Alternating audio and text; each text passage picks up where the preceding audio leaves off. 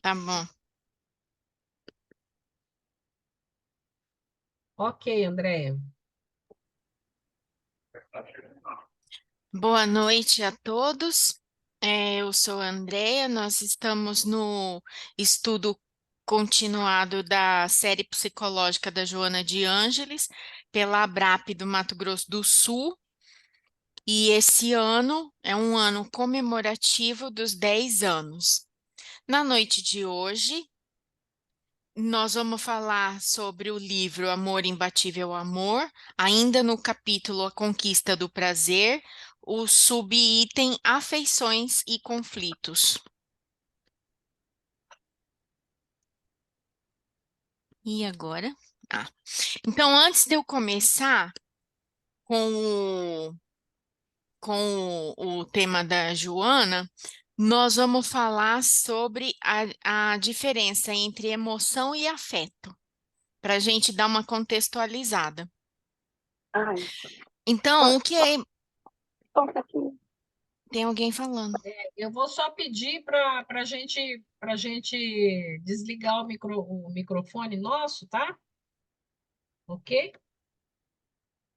Deixa eu desligar o meu também. Então, o que é emoção? As emoções têm a sua base em sistemas biológicos que evoluíram para governar comportamentos e promover a sobrevivência das espécies, incluindo a raça humana. Então, a gente viu no primeiro capítulo da abertura desse livro, nós trouxemos um pouco da evolução da biologia, e como que foi surgindo o sistema nervoso central e como foi surgindo as estruturas cognitivas e entre elas a emoção. Então, a emoção, mesmo nos animais irracionais, ela que dá um instinto é o termômetro da sobrevivência. Então, por exemplo, uma onça, ela, quando se sente ameaçada, ela vai sentir raiva e vai atacar para se defender, né? É, quando ela sente medo, você sente que ela está acuada e assim vai. Então, da mesma forma, as emoções funcionam assim, com os seres humanos também. Então, são um estado interno caracterizados por cognições, sensações e reações fisiológicas e comportamento expressivo específico, ou seja, cada emoção tem o seu conjunto de reação. Então, a raiva geralmente ela está associada a pensamentos de uma regra interna sendo quebrada, de uma injustiça, de uma humilhação, né? E aí, então, manifesta toda vez que tem esse pensamento, vem a raiva e vem um comportamento reativo que é esperado para a raiva, que então é de agressividade, de vingança, de retaliação. Esse é o comportamento reativo, impulsivo e irracional. Quando a gente vai para um comportamento mais raciocinado, a raiva ela tem a função de nos impulsionar para colocar limites, para nos defender, para negociar, para agir. Então, ela tem ao lado positivo dela, né? E assim todas as outras emoções. Então, a emoção é um construto multidimensional que também inclui a experiência afetiva, tendências motivacionais e fatores contextuais e culturais. Então, quer dizer que sempre que tiver uma situação, primeiro vem a emoção e a forma com que eu interpreto a experiência subjetiva do estado emocional é que vai virar afeto. Então, afeto é interpretação de uma experiência, certo?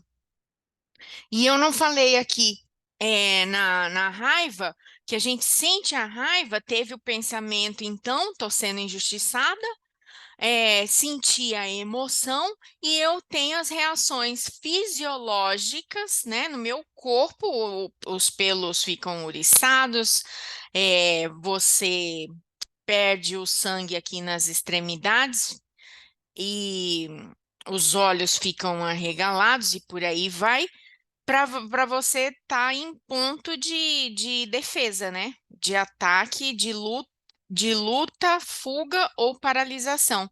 Que aí a raiva sempre pode vir sempre associado ao medo. Então, o que é o afeto? O afeto descreve a experiência subjetiva de um estado emocional, que define a sua capacidade, combinação e ativação. No seu cerne, o afeto é experienciado como positivo, sendo agradável, ou negativo, desagradável. Até certo ponto, nas formas de ativação, então é um afeto que está ativado, ou é um afeto que está quieto.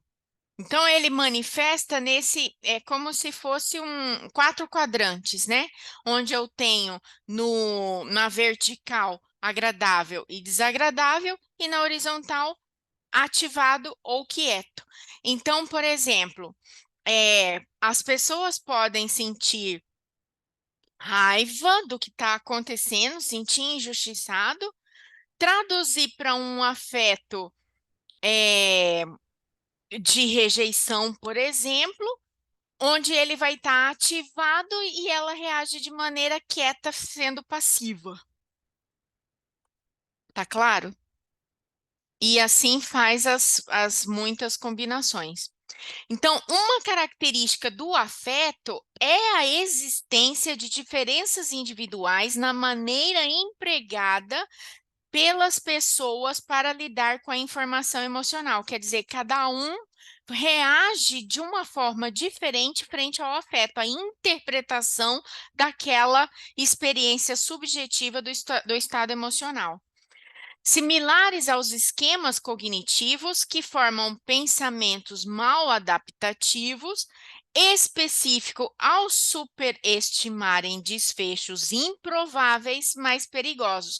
Então, aqui ele está dizendo que, do mesmo jeito que os pensamentos eles podem ser funcionais ou disfuncionais, adaptativos ou mal adaptativos, as emoções também. E isso o sujeito vai agir de acordo com que ele idealiza ou superestima o desfecho que vai acontecer com aquilo que ele está assim, na situação que ele está envolvido.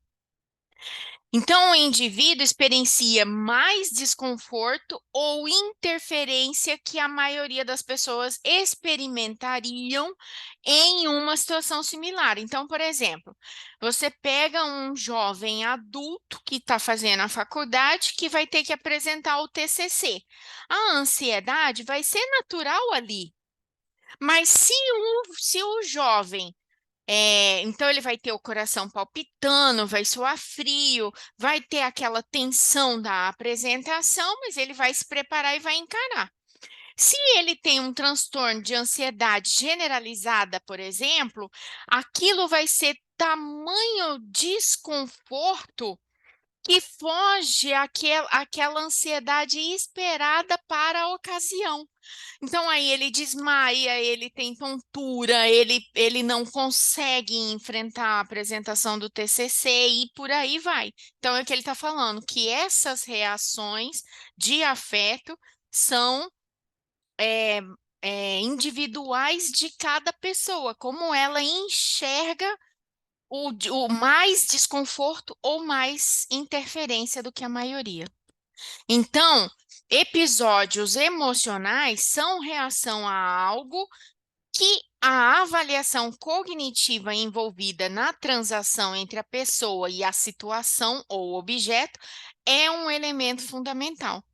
A gente identificar quais são os pensamentos que estão orbitando ali para poder disparar aquela emoção. Então, se a gente fizer uma comparação, é como se o pensamento fosse um vírus, uma bactéria, e a emoção fosse a febre, fosse o termômetro daquilo que a pessoa está pensando. E aí ela age de acordo com aquela intensidade da febre, vamos dizer assim. Então, agora vem o que a Joana fala. Ela abre o capítulo dizendo: quando esses conflitos interiores não se encontram solucionados e a imaturidade predomina no comportamento psicológico do ser, a sua afetividade é instável, perturbada, exigente, nunca se completando. Ou seja, a interpretação que ele faz daquela situação e daquela emoção que foi ativada é instável, perturbada, exigente, nunca se completando, de acordo com os conflitos que ele tem internamente. Ninguém consegue viver sem afeição, quer dizer, não ter essa interpretação da emoção, subjetiva da emoção, como que eu vou dizer? Está fora de cogitação na espécie humana, quer dizer, não tem como desassociar, né? Como separar. Então, quando isso ocorre, expressa algum tipo de psicopatologia, quer dizer, quanto mais eu tenho essas afeições instável e perturbada em diferentes graus, vai me dando diferentes tipos de psicopatologia. O sentimento da afetividade é um veio aurífero de enriquecimento da criatura psicológica. Então, por isso que o ser humano não pode viver sem afeição, porque ele é a grande força motriz para a transformação, para o desenvolvimento, para a gente motivar se melhorar a cada dia. Então, se eu entendo esses meus conflitos e como ele interfere na afetividade, ele vira uma força motriz para o meu amadurecimento e desenvolvimento. Se eu não entendo e não faço nada e continuo no conflito, ele vai me gerar psicopatologias. Então, sem esse sentido da vida, ocorre uma hipertrofia de valores emocionais e o indivíduo em desarmonia degenera. Então, nós vimos no ano passado que, por exemplo, 70% dos pacientes que têm depressão grave pode vir a ser paciente de risco para desenvolver o Alzheimer. Então, é nessa degeneração também biológica e física que ela está comentando. Então, a afeição, ter um sentimento amoroso em relação a alguém, é inata do ser humano. Como se o instinto que alcançasse um patamar mais elevado no seu processo de desenvolvimento de valores inatos. Então, a gente observa na espécie dos animais que primeiro vai começando o instinto de sobrevivência, aí vai começando o instinto de acasalamento, o instinto de sobrevivência da espécie. E quanto mais esses animais vão evoluindo até chegar no hominal, ele vai alcançando a cada nível de evolução um patamar mais elevado desse processo de desenvolvimento. Então, podendo se perder, só que essa afeição, ela se perde em alguns momentos, mesmo embrionariamente, nas expressões de diversos animais, na sua maternidade, na defesa das crias, nas brincadeiras e nos jogos que se permitem. Então, é comum a gente ver relatos dos bichos, onde, por exemplo, o João de Barro, quando a Joana de Barro trai ele, ele vai lá e fecha a casinha, fecha ela dentro, né? Tem aqueles casos dos bichos que atacam para defender as suas crias, aqueles animais que comem a própria cria, e por aí vai. A gente tem todas essas histórias. Então, é sobre isso que ele está falando, que embora essa afeição se perde em algum momento, há momentos também que surgem nos quais ela tem uma ideia do que pensa em relação à afetividade e se ajudam. Então, é essa afeição que é um embrião para a cooperação entre as espécies.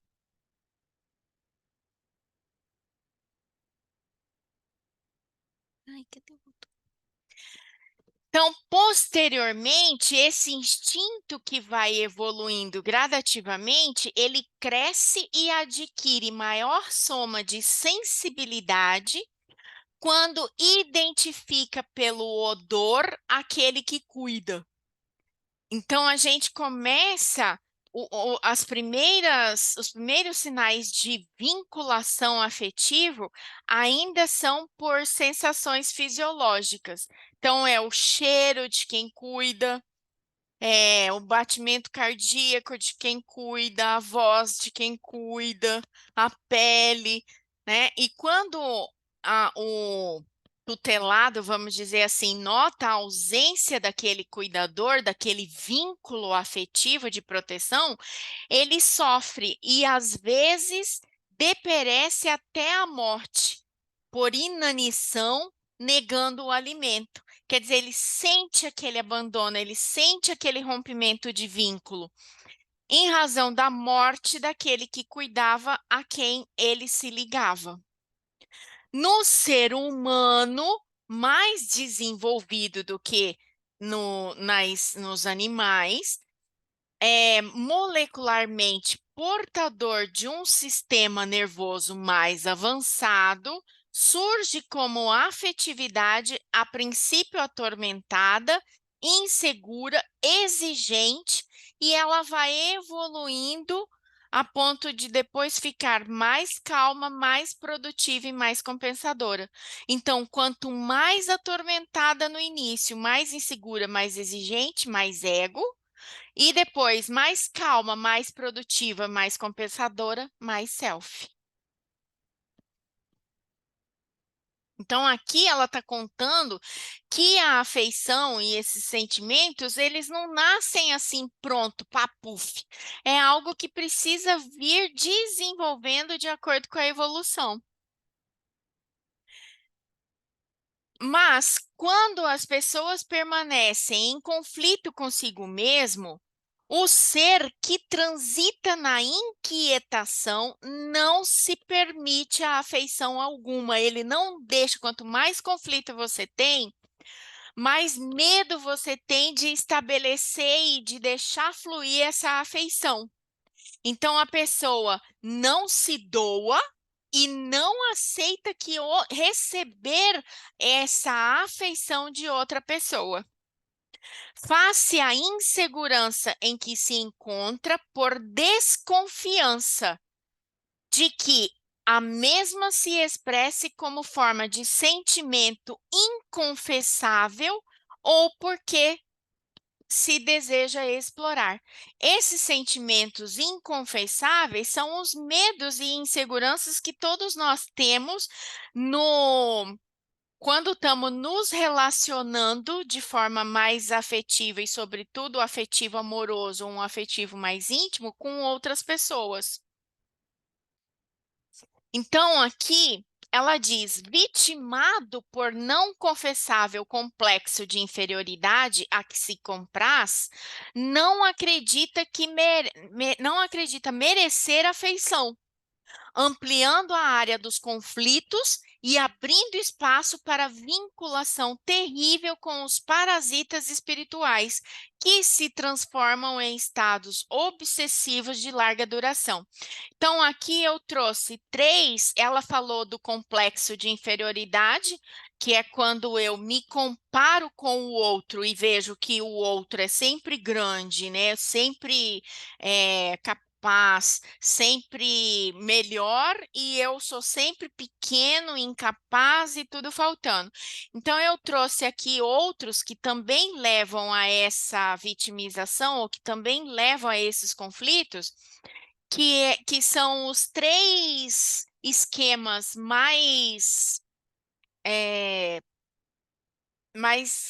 tratados pela TCC, que é o desamor, que é o não amor, o desvalor e o desamparo. Então, geralmente o desamor, ele está ligado a experiências de rejeição na infância.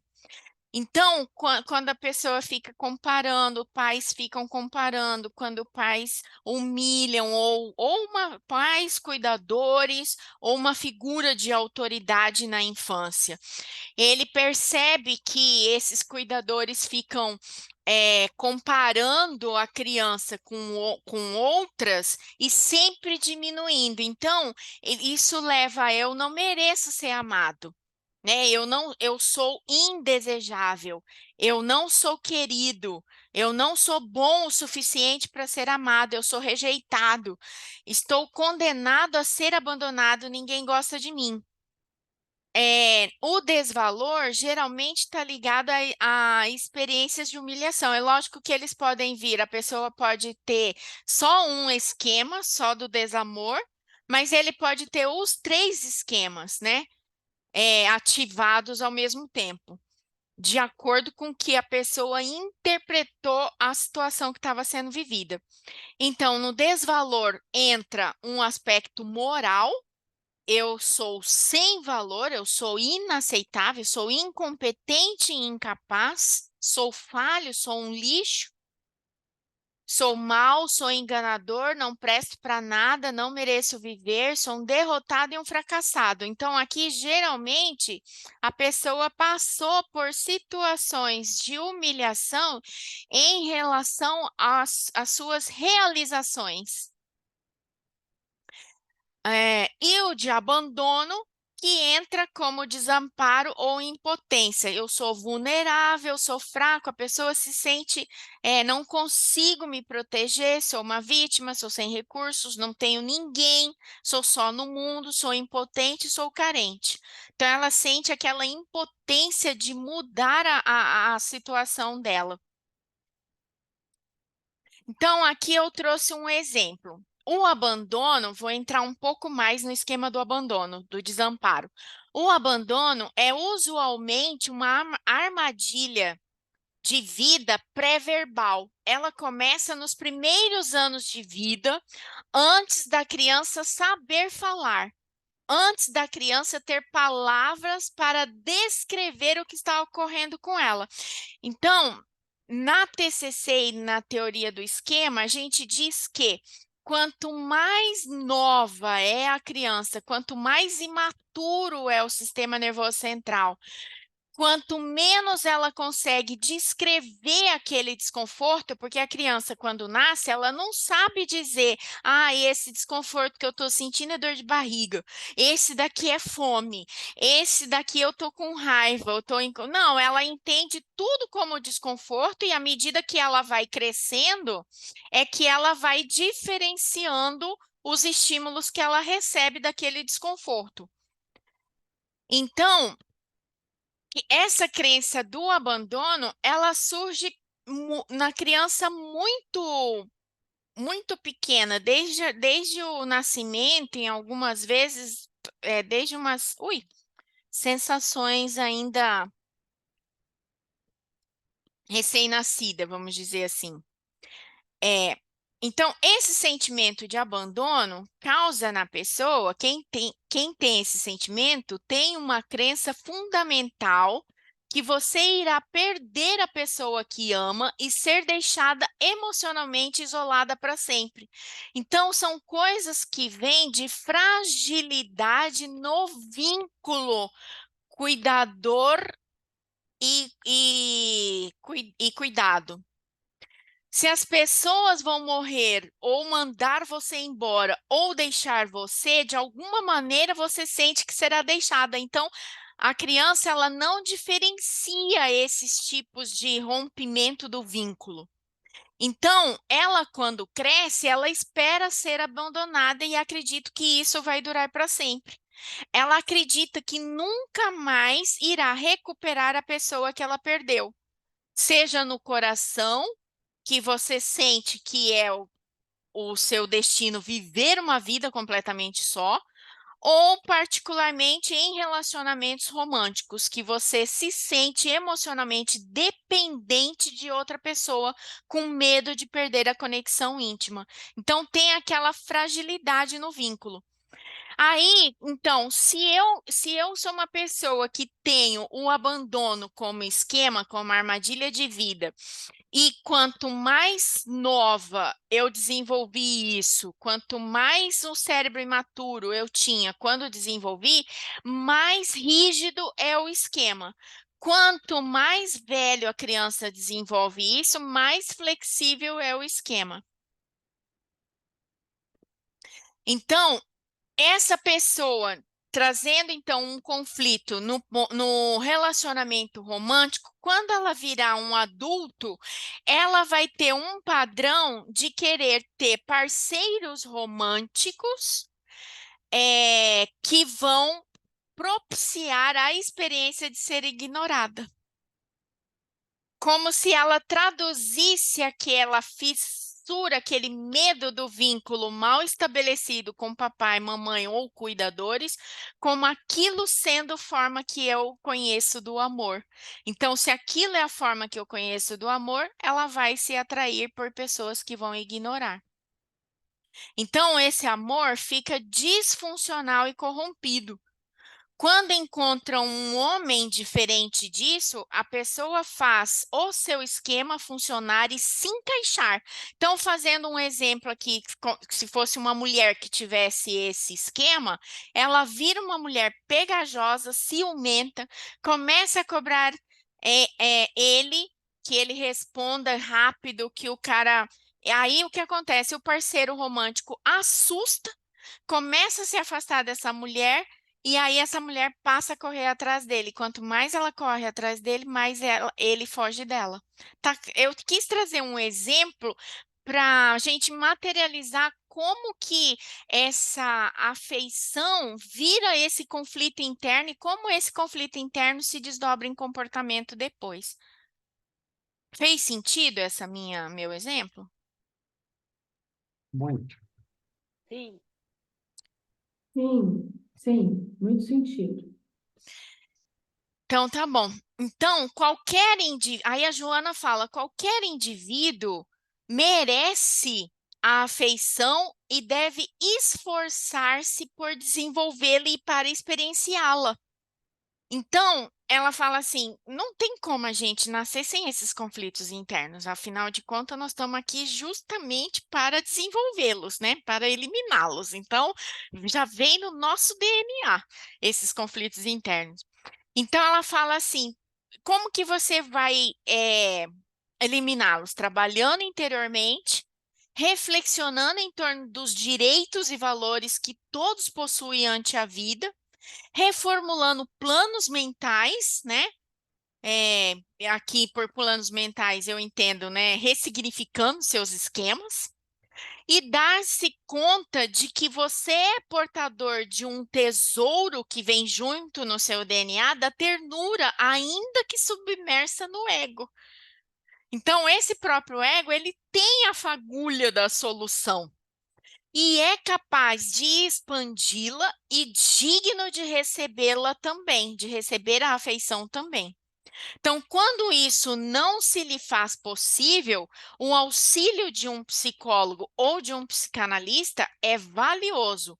ou mesmo de um grupo social de ajuda, porque, de alguma forma, quase todas as pessoas possuem conflitos semelhantes. Então, esse esquema do abandono, por exemplo, ele é o esquema base da dependência emocional, por exemplo.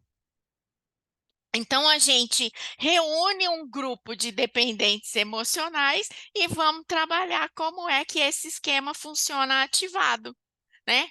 E onde todas elas vão ter a mesma um conflito semelhante, só vai variar a forma de expressar.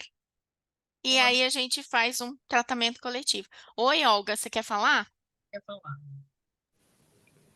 falar? Eu queria aproveitar e dizer o seguinte, que esses padrões, esses esquemas, como a TCC chama, e que eles são desenvolvidos, inclusive, muitas vezes no útero, eles são padrões que são repetidos ancestralmente e que vêm se perpetuando. Então, assim, o que a gente percebe muitas vezes é que uma mãe que desenvolve um padrão intrauterino na criança, no feto, no bebê, é porque ela também teve esse padrão. Ela também foi abandonada e às vezes A vovó também foi, a né? vovó, a bisavó, e às vezes a bisavó, a tetravó, aquela ancestral mais antiga, ela foi abandonada por causa da guerra. Uhum. E ela passou a perpetuar isso nas gerações que se seguiram. Por quê? Porque, no caso dela, foi uma situação de guerra. Mas a guerra não existiu para as demais, mas as demais continuam, os demais continuam com aquela marca transgeracional, aquele esquema, para usar uma linguagem que você usa, né? Uhum. Transgeracional, que foi deflagrada lá num processo, lá numa vivência de guerra. Né? E Sim, quantas outras coisas a gente observa que são transgeracionais, né? E que vem se repetindo naquele padrão. uhum. E até mesmo por que que vai repetindo, né? Porque é, eu gosto aquela historinha, né, que fala assim: ah, você fazia o peru pro Natal naquela assadeira redonda, botava o peru apertado e ele todo amarrado. Aí a vovó ensinou a mamãe ensinou a filhinha, e aí todo mundo falou assim: mas por que que não põe o peru solto? Não, eu amarrava ele porque a minha assadeira era pequena. E isso foi sendo ensinado de mulher para mulher em todas as gerações. Então, com a educação emocional, isso é mais nítido e mais grave. Por quê? Porque a gente não tem cultura de educação emocional. A gente não consegue identificar isso é raiva, isso é ansiedade, isso é tristeza, né? De sentir o nosso corpo se manifestando quando a emoção está ativada. E a gente percebe também que existem ensinamentos que não são ditos, Também. que são gestuais, que são através da cultura, que são através dos olhares, dos silêncios, né? Do gestual, Uhum, dos mitos da família, dos mandatos da família, das maldições da família, dos uhum, excluídos da família, né? sim. Então é muito interessante essas,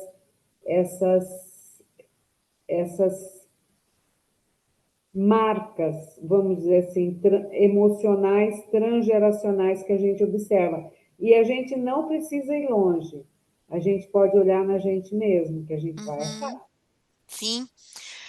E lembrando que os esquemas são formados com o cérebro imaturo. Então, a criança, ela tem uma inteligência mais concreta na primeira infância. Então, ela não consegue abstrair para poder coletar todos os dados, todas as informações, fazer análise para chegar numa conclusão. Então, eu sempre conto uma historinha do meu sobrinho, que quando ele tinha 5 anos e meio, nasceu o segundo irmão. Ele era filho único, neto único por 5 anos e meio, e de repente vem um irmãozinho. O irmãozinho nasceu prematuro, parto normal, mas prematuro. Nasceu uma criança mais nervosa, que requereu mais cuidado, mais atenção. Uma criança que não dormia 24/7, chorava 24/7. O meu sobrinho mais velho pegou e falou assim para mim: Dinda, eu não pertenço a essa família. Aí eu falei assim: por quê, meu filho? Ele falou assim: porque é Gu, Lu, Du e eu sou Gui. Então, olha onde que ele foi buscar, né, na família das sílabas, que ele não pertencia àquela família, porque ele não conseguiu interpretar e analisar que era um bebê recém-nascido e que todo mundo foi em cima do recém-nascido, e não que ele não pertencia àquela família. Porque um cérebro imaturo, ele só sentiu aquela rejeição, aquele desconforto, o que é que está acontecendo, e traduziu do jeito que ele deu conta. Então, isso é um cérebro de criança transformando emoção em afeto, numa interpretação distorcida. E Mas aí com mas com uma habilidade linguística fantástica. foi boa, né? Pô, Ele, ele foi na família do U. Bom, mas tá bom. Então, a Joana fala que muitos fatores perinatais, que é o que nós estamos falando aqui, e da infância, predominam na área dos conflitos e da desafeição. Então, são registros que nos foram digeridos, não foram digeridos, nem consciente e ou talvez nem inconscientemente, remanescendo como trauma de solidão, de desamor ou de rejeição, de decepção dos pais ou do instituto familiar, rejeição do instituto familiar ou do meio social.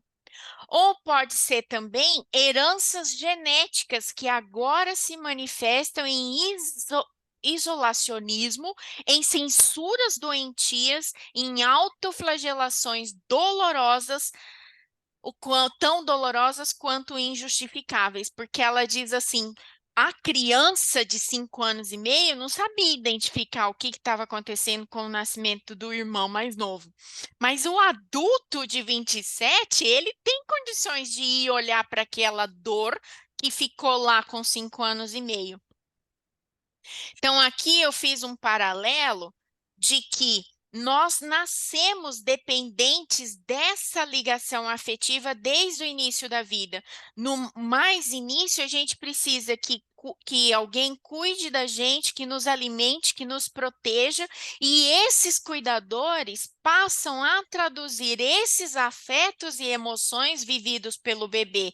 Os cuidadores passam a ser uma espécie de mediador entre o mundo externo e o mundo interno, o mundo psíquico. E aí, fatores como infância superprotegida, situações traumáticas, humilhação, abuso, alcoolismo, agressividade, abandono, negligência e tantos outros que a gente vê, é que vão formando esses esquemas e esses conflitos internos. Então, a Joana diz que a afeição dá sentido à existência humana, facultando-lhe uma luta otimista, um esforço continuado, um interesse permanente, a conquista de novos valores para progredir e enobrecer. E aí ela diz que não é tanta condição moral que estimula esse nosso desenvolvimento, mas o objetivo que se tem a seu respeito que desenvolve o sentimento moral. Então, a afeição vai contribuir, inclusive, para esse desenvolvimento moral. Quando isso não ocorre, quando não ocorre o desenvolvimento dessa afeição, surgem o fanatismo de qualquer expressão, o mascaramento da natureza moral, em processos psicológicos de transferência que aparecem como puritanismo, como exigência descabida de valores éticos e uma insuportável conduta de aparência que está longe da realidade interior. Então, quer dizer, quando eu não trabalho direito os meus afetos, meu sentimento moral, a gente começa a ter uma expressão para fora que não reflete o que está dentro. Aí começa a surgir o amor exigente, né? A afeição tem início em um sentido de carinho que se expande e enlaça os seres sencientes, aumentando até o encontro com a criatura humana, que igualmente necessita de afeto e pode retribuí-lo em intercâmbio que dignifica e dá significado à existência. Então, o que eu entendo aqui é que a gente não pode desprezar nenhuma manifestação, por mais tímida que seja, dessa afetividade, porque ela vai se aprimorando à medida que vai treinando. E nesse treinamento, então, você acaba atraindo outro ser, e aí os dois vão aprendendo a troca um com o outro e aprimorando um com o outro. Então, quando escasseia a afetividade, o que se deriva de conflitos anteriores, quer dizer, se eu fico presa naquele esquema e eu tenho medo de ir para frente, porque toda vez que eu tentei, eu dei com a cara na parede, né? Me esborrachei, foi uma experiência disfuncional, não bem-sucedida. Essa criatura, então, pode esforçar-se por buscar objetivos, buscar motivadores, se não no presente, pelo menos no futuro. Então, assim, algo que faça você ter o desejo de enfrentar o conflito e de desenvolver e de curar as suas feridas, os seus traumas, fixando alguma coisa ou alguma pessoa que desperte o interesse ou alguma forma de simpatia que se transformará em afeição com o decorrer do tempo. Então é do tipo assim, não importa que você não ama muito aquela pessoa, mas você tem uma simpatia por ela, já começa ali, vai surgir um carinho, vai surgir uma amizade, vai surgir uma companhia, vai surgir um companheirismo, quer dizer, a afeição vai fazendo o ciclo do seu desenvolvimento. E qualquer fase dessa que você aprende, você já está ganhando. Liberando-se da frialdade emocional, passa a fixar-se no acontecimento do passado e procura deles desvencilhar-se. Assinalado, no entanto, pelo trauma que o esmaga, lutará agora que possui motivação para continuar a viver, com insistente tenacidade a fim de libertar-se de tudo que lhe é perturbador. Então, assim, se a gente não tem motivação, e esse é um grande, assim, tema que eu vejo, né, com os pacientes, que assim, que muitos desistem por não ter domínio da vontade, dessa motivação, né, de enfrentar o que não é gostoso. Aí ela traz como exemplo, como exemplo o que aconteceu com o Viktor Frankl. Eu não estou conseguindo ler. Eu vou baixar aqui. A logoterapia convoca o ser para projetar-se no futuro, nas possibilidades ainda não exploradas, que são um manancial inesgotável de recursos que aguardam oportunidade para manifestar-se. Então, aqui ela conta. O Viktor Frankl foi ele era um neuropsiquiatra austríaco, fundador da terceira escola vienense de psicoterapia, a logoterapia e análise existencial, que é uma abordagem psicoterapêutica reconhecida internacionalmente, que baseia-se na premissa de que a principal força motivacional que o indivíduo tem é encontrar um sentido para a vida. Então, se eu transformo a minha vida em só pagar boleto e acumular coisas, à medida que você já vai tendo, o seu sentido de vida chega uma hora que você está aqui para quê? Né? Aonde que é o seu propósito? Aonde que você vai amarrar aquele senso de realização? E ele ficou mundialmente conhecido depois de escrever a experiência dramática que ele teve em 4 campos de concentração nazista, que transformou num best-seller internacional Em Busca de Sentido. Então, ele passou numa experiência, acho que a pior experiência mundial, né? Acho que só se compara com a guerra, a bomba de Hiroshima. E ele conseguiu motivação para superar os campos nazistas. Então, ele dizia assim, como logoterapeuta, ele questiona que meta poderia alguém acalentar em um campo de concentração, de trabalhos forçados e de extermínio sistemático, para superar a depressão e encontrar o objetivo para lutar e para viver. Aí ele respondeu: projetá-lo para o futuro, descobrir se alguma coisa o aguarda quando sair do campo de concentração. Então, pode ser um filho, uma esposa, um sentimento de arte, uma cultura, um projeto interrompido.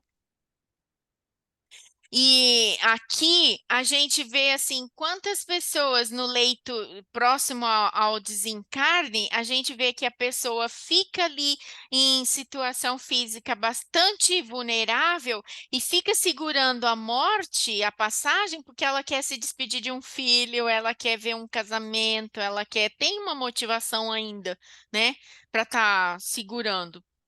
Então, ele conclui confortavelmente: quase todos os internados tinham algo para fazer, algo para terminar, nem que fosse denunciar a crueldade assassina dos seus algozes.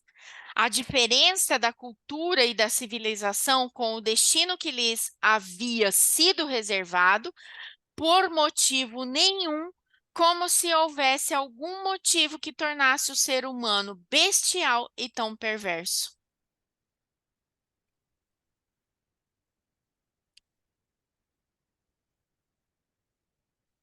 Então, ele diz que os carcereiros da época eram impiedosos e haviam destruído o próprio sentimento de humanidade e converteram-se em assassinos cruéis, tornando as demais criaturas, como lhe caíam nas mãos, apenas um número que não significava nada e não proporcionava o prazer e que, além de não significar nada, lhes proporcionava o prazer de esmagar, de destruir a alma, o valor, coisificando-as e zerando-as.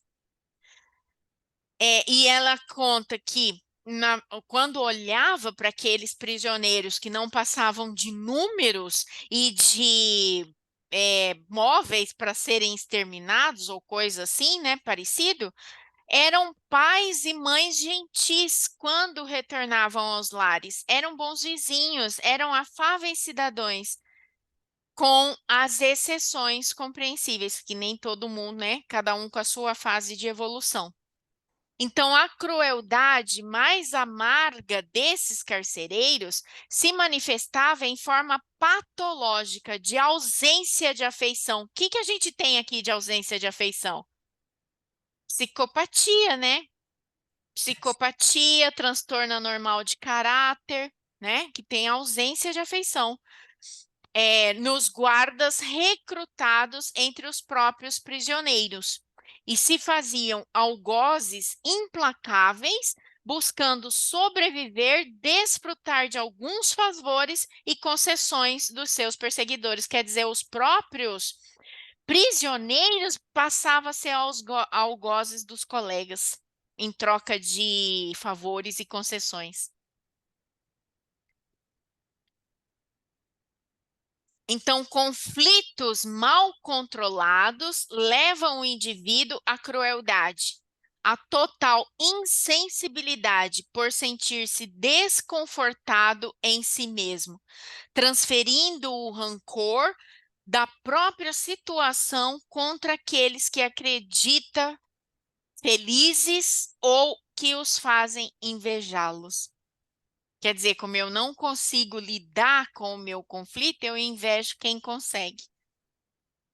Mediante a conquista da afetividade lenta e seguramente são superados os conflitos perturbadores, abrindo-se os braços, a princípio, à solidariedade, depois ao cumprimento dos deveres de fraternidade que levam ao amor.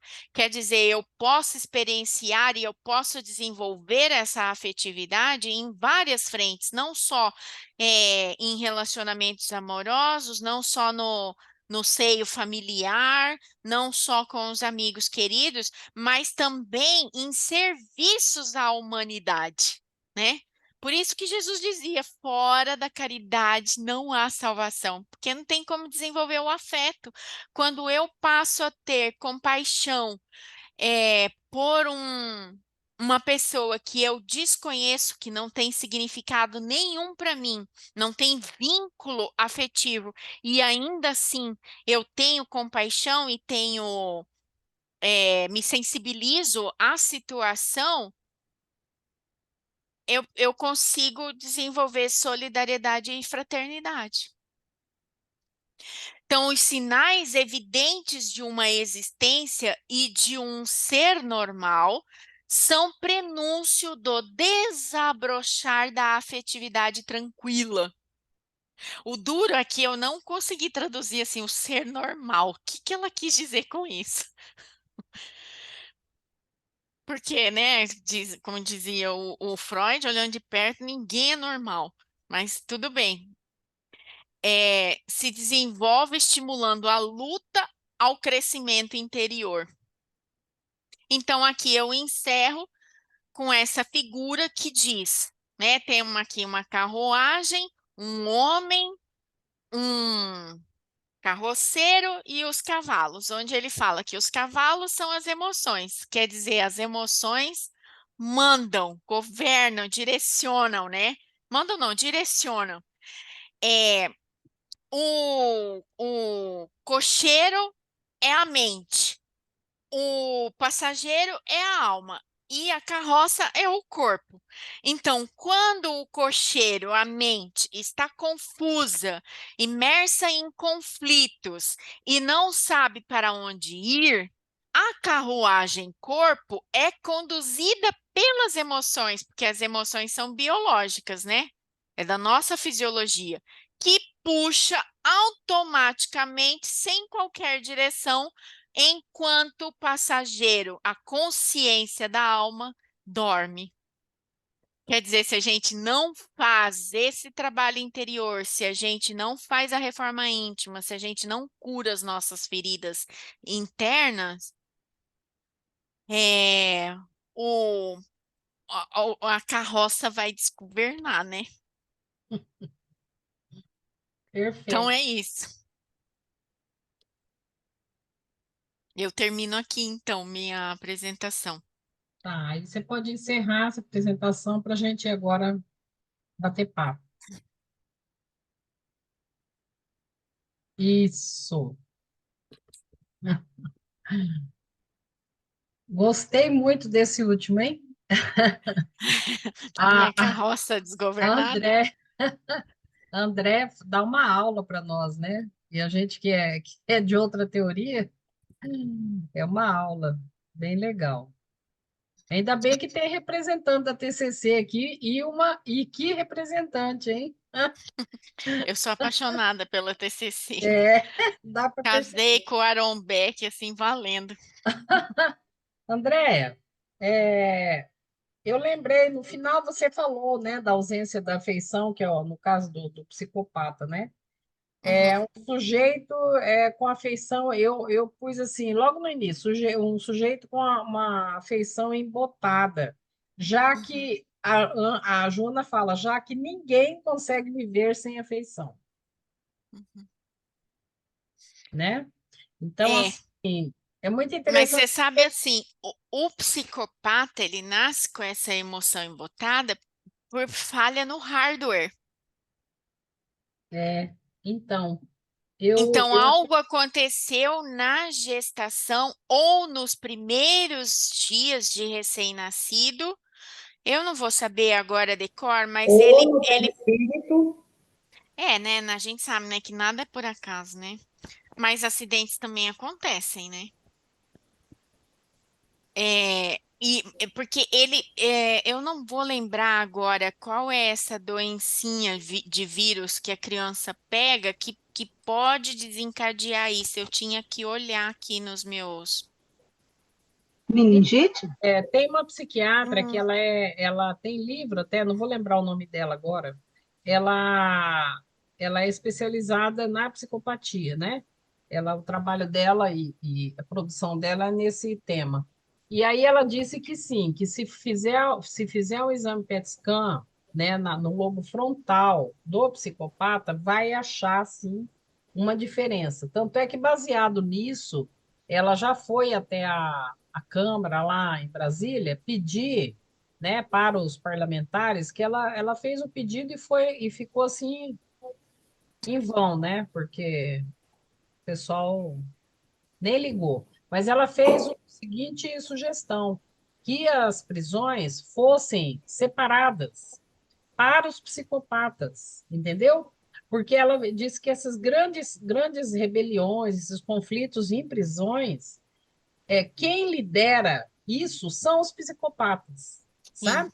Então, se deixasse uma prisão baseado no exame, né, comprovado de que a pessoa tem aquela deficiência lá, deixasse uma prisão só de psicopata, separado dos outros comuns. Eu achei muito interessante. Faz muito tempo que eu assisti essa palestra dela e achei bem interessante. E é isso mesmo, ela falou que dá, no PET scan aparece, o lobo frontal tem lá uma irregularidade, sabe? Eu tenho esse material, depois eu mando para vocês. Ah, Agora de memória eu não vou ah, lembrar. aham. Então, que eu Posso falar? pode. Pode. Essa questão de afeto, eu não por um acaso, hoje estava discutindo um caso, discutindo não, estava estudando um caso, e me veio assim, qual a diferença, por exemplo, do psicopata para o autista? São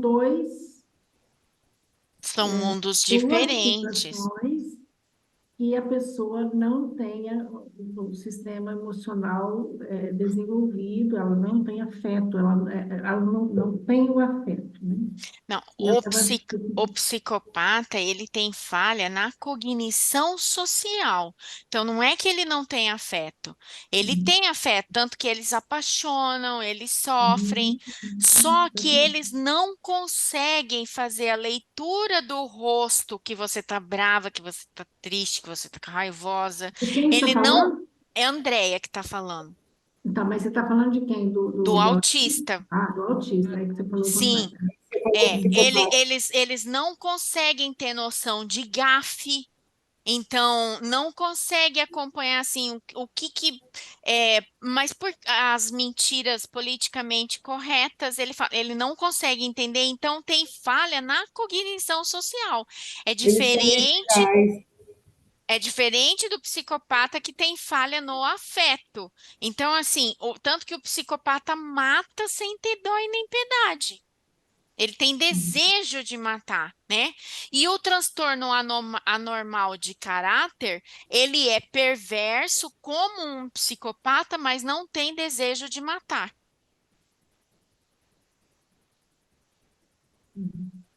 Porque, assim, o que eu entendo? Qual a diferença, né? Porque, assim, os dois estão numa situação de não ter empatia com o outro, né? Só que o psicopata, ele tem a função de julgamento preservada. Ele pode julgar se ele quer ser mal ou se ele se quiser ser bom. Ele opta por ser mal, por talvez um defeito no hardware mesmo, né? Na questão mais desenvolvida do cérebro. Eu tô num cérebro mais anterior, mais malvado, mais perverso. Mas ele tem a capacidade de julgar. E ele faz a ação por maldade. Ele age por maldade. O autista, ele não tem a função de afeto desenvolvida, como aquela criança pequenininha que não desenvolveu o afeto. Ela não consegue ter empatia com o outro também. Eu não enxergo o outro. Eu não enxergo a necessidade do outro, eu só enxergo a minha necessidade. Então, eu não vou me preocupar com o outro, porque eu não sei o que é o outro. É como se eu não soubesse o que é o outro. Eu não consigo compreender o que é o outro, né? Então, ele não vai ter empatia também, mas ele não está no âmbito assim, ele não tem a capacidade de julgamento, ele não faz por maldade. Eu não Não, olho para ele, você, eu ele não faz cuido de porque ele não você, eu não identifica. cuido de você. Exatamente, eu não cuido de você, eu não olho para você, porque você, eu não consigo entender que você existe. Eu estou naquele lugar onde só eu existo e só as minhas necessidades existem, né? Como o bebezinho que ainda não aprendeu a desenvolver essa função.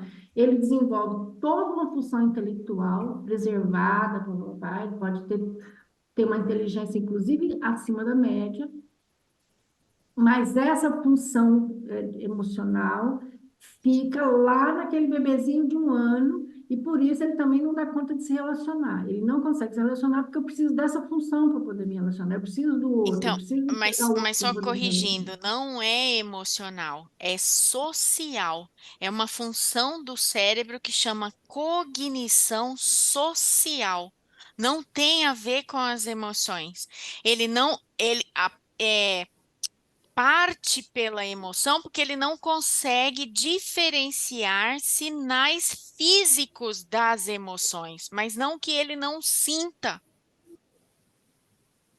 Ele sente, ele sofre quando chega na fase de os autistas de nível 1 de suporte, quando chega na fase da faculdade, que eles têm que apresentar os trabalhos, que eles têm que fazer amizade, eles sofrem. E Hum, aí desenvolve ansiedade, desenvolve depressão. É diferente do psicopata. exatamente.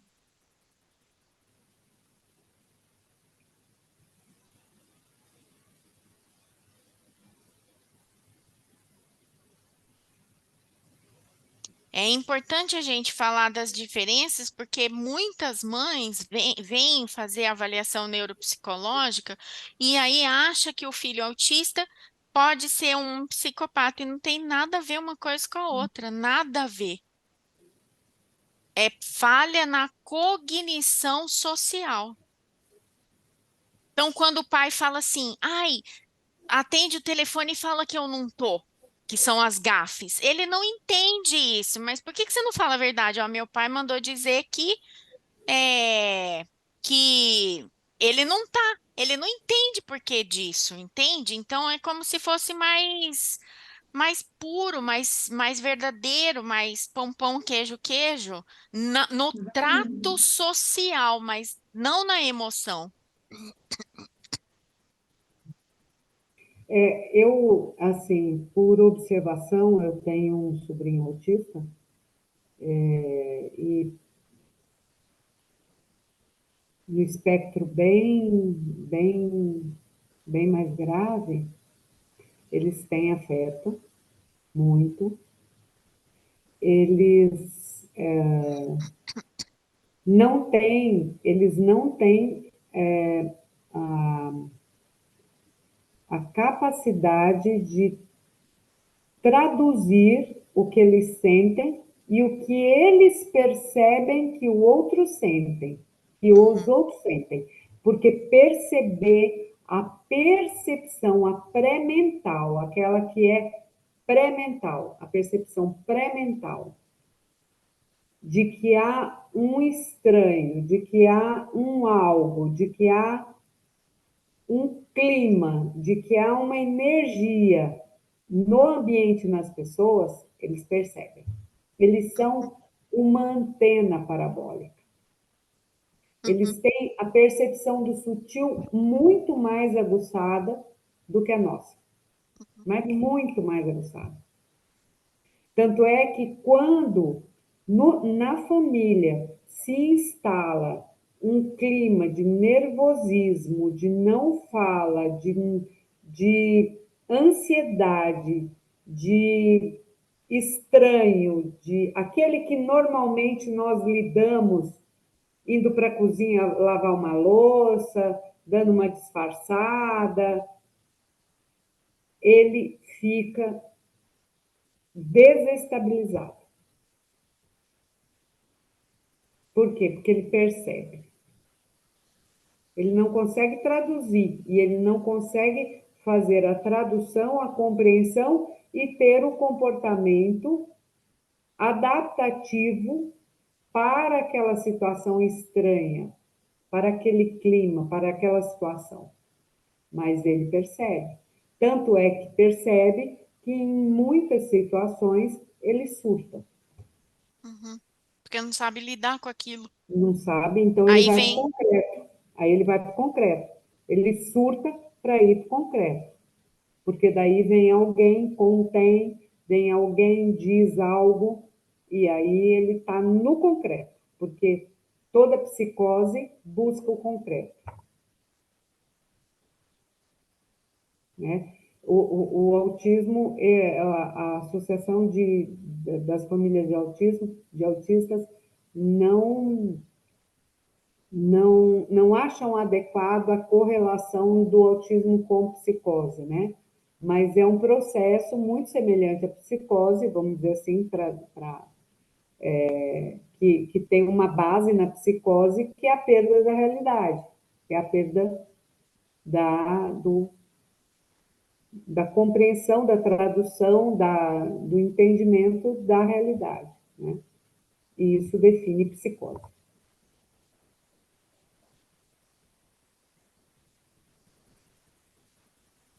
Mas Essa médica, eu esqueci de falar isso também, ela falou, no caso dos pedófilos, ela também classifica como psicopatia, né? E diz que o psicopata, ele é o doente do caráter. Ela usou esse termo, o doente do caráter. Quer A dizer, função caráter dele, né, está tem, muito tem primitiva, né? medicação, né? Não é medicação química que vai resolver a questão da psicopatia.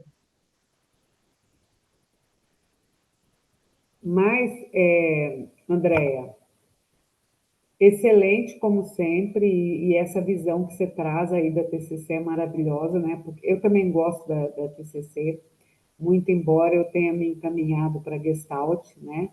Mas eu fiz uma pós em neurociência, gostei muito, né, de acompanhar e de estudar, né? E, e é muito enriquecedor essa abordagem que você traz nos estudos. Então, muito grata mesmo. eu agradeço, porque a hora que eu leio, eu não consigo ler com o olhar do Jung, sabe? Eu só consigo ler assim, é o que eu alcanço. Claro, é isso aí. E alcança muito bem, viu, Andréia? E alcança muito bem. Tá ótimo, sim. Tem outros junguianas aí para falar Pra sobre isso. falar. Fica tranquila, a Mas gente a voa. Joana é junguiana, né? A Joana Deixa, não é ah, mas PCC. a Joana é junguiana, mas ela é aberta a todas as Uhum. abordagens, É que né? trouxe o Frankel, né, Vitor Frankel, Trouxe a logoterapia. nesse tema. Bem legal. E aí, Cláudia, Murilo, Marina, Miriam? Então, e é interessante que falou, porque a gente, olhando pelo olhar junguiano, o que ela falou faz sentido também, porque a gente também vai interpretando pela teoria que a gente. É, E aí ela vai falando na TCC, mas eu estou entendendo também, é como se fosse a mesma coisa, porque não sei se com você acontece isso, mas comigo acontece, porque ela está falando e eu estou entendendo, e aí eu estou interpretando também pelo que a gente já, o pouco que a gente sabe de Jung, né? Eu queria fazer uma contribuição, que eu estou com uma pochilinha aqui, uma palestra que eu fiz há muito tempo, mas o Ramatiz, ele diz assim, né, que o processo educacional, através das reações dolorosas, faz parte do aperfeiçoamento e expansão da consciência. O espírito tem de sofrer as injunções naturais do mundo onde atua. E essa luta, através do organismo carnal, provocam reações calmas ou dolorosas, pacíficas ou rebeldes, que servem de aprendizado no campo da vida eterna do espírito. Então, tudo está conectado, né? Tudo está conectado. Quando ela fala dessa transição da afeição, mesmo lá primitiva, ou que não, o ausente, no caso do psicopata, ou do primitivo, tudo está no processo de educação. E aí eu estava lendo de novo ali, ela fala no esforço, né, reiterado, de você se esforçar para que você possa se conduzir, desenvolver esse afeto. Então, é essa evolução mesmo, né? Que tem que passar não só pela mente, né, mas também pelo organismo físico, né? É muito assim, valioso isso, porque a gente várias visões, mas é um todo, é uma conexão que existe, né? Está tudo conectado. Isso que eu queria falar. maravilha. Próximo. Faltam 12 minutos, tá, gente, para as 9. Então, quem for falar, falar mais, como se diz, mais objetivo para dar tempo de todos falarem se quiserem. Boa noite. Boa noite, Marina. Boa noite, grupo. Gratidão pelo estudo de hoje. Esse final, né, quando ela traz, né, como sempre, ela traz as dicas, a resolução das questões, né? Ela não deixa a gente voando, né? A Joana, ela é demais. Ela traz as questões do problema e depois ela traz sempre alguma ideia para gestar em nós, para a gente poder trabalhar aquele problema e poder transformá-lo, né? Então, quando ela fala aqui, né, mediante a conquista da afetividade, lenta e seguramente são superados os conflitos perturbadores, abrindo os braços, a princípio à solidariedade, depois ao cumprimento de deveres de fraternidade que levam ao amor, né? Então, aqui é a receita que ela dá para nós, né? Aí eu fiquei pensando muito no voluntariado, né? O quanto que o voluntariado nos proporciona esse trabalho interno, né, de desenvolvimento da afetividade, né? Porque no voluntariado você começa a abrir a mente e o coração para olhar o outro, né? Para poder trabalhar esse afeto que muitas vezes no nosso egoísmo, né? Por muito tempo a gente passa aí uma vida, anos e anos, sem perceber essas questões, né?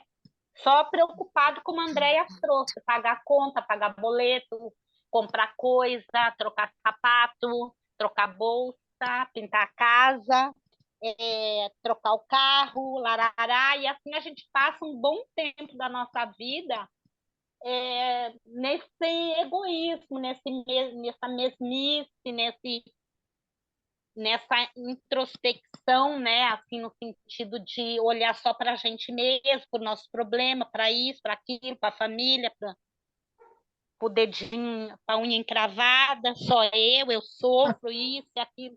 No voluntariado é que a gente vai mudando essa percepção, né? Que o outro sofre, que o outro tem dor, que o outro tem necessidades, que o outro é meu irmão, que ele está no caminho comigo, ele também tem as dificuldades dele, eu tenho as minhas de um jeito, ele tem a dele do outro, e nessa troca a gente vai um ajudando o outro, e vamos buscando, e vamos crescendo, e vamos trabalhando isso em nós. Então, Miriam? é nisso que eu achei que realmente é uma bela forma da gente trabalhar esse egoísmo e essa afetividade que nós precisamos desenvolver tanto. Legal, Deixar Marina, os você outros ter falar. trazido, você ter trazido o voluntariado como exemplo, achei bem legal, bem apropriado, bem legal. Obrigada. Nada. E a Miriam saiu, que disse que a coluna dela está gritando. Ela começou hoje dizendo que ela está com uma crise de coluna, aí, dor na coluna. Ângela, Murilo,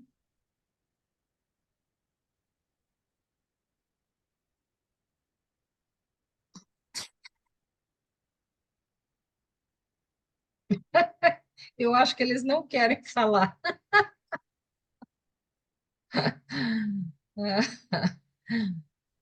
Eu vou aproveitar, então, a deixa, Edna. Tá. André, Jeffrey Jung foi a minha, Tá falhando. Ai, está falhando o sinal do meu, Murilo. meu artigo. Eu só entendi meu artigo, Murilo. Já paralisou, tá vendo a imagem dele? A Uhum. internet tá falhando lá na casa dele. Ele entrou e saiu umas 2 vezes já durante a transmissão. Oi, Oi, Murilo. Oi. tá. Passei para a internet do celular, que É, aqui de casa está falhando. tá falhando. Eu falo assim, o quanto a teoria do esquema de Jeffrey Jung, né, ela é ampla e abraça, né? A Ângela tá agradecendo a oportunidade, É, essa fala maravilhosa. Uhum.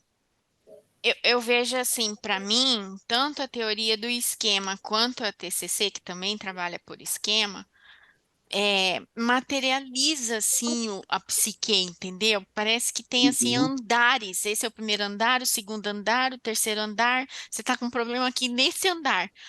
Então, para quem tem dificuldade de abstração, é mais fácil você lidar com o concreto. Uhum. E aí eu fiquei aqui parado naquele slide com aquele senhor com a mão no rosto, para cá, para lá, para lá. Quando os conflitos, né, interiores não se encontram solucionados e a imaturidade predomina no comportamento psicológico do ser, a sua afetividade é instável. Aí eu falei assim, nossa,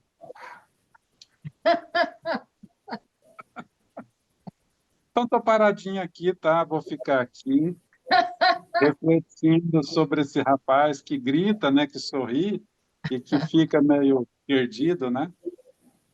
Vou ficar com ele, tá? Obrigado. Muito legal, realmente. E aí, gente? Satisfeitos com a explanação da Andréia? Excelente, Andréia. Muito obrigada.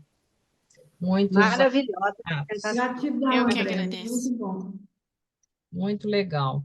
Então, a gente vai aqui concluindo, eu vou concluir aqui a gravação, né, desejando boa noite para todos que estão aqui e os que vão nos ver de noite, bom dia, boa tarde, boa noite, não sabemos o horário, né? Então, um beijo para vocês.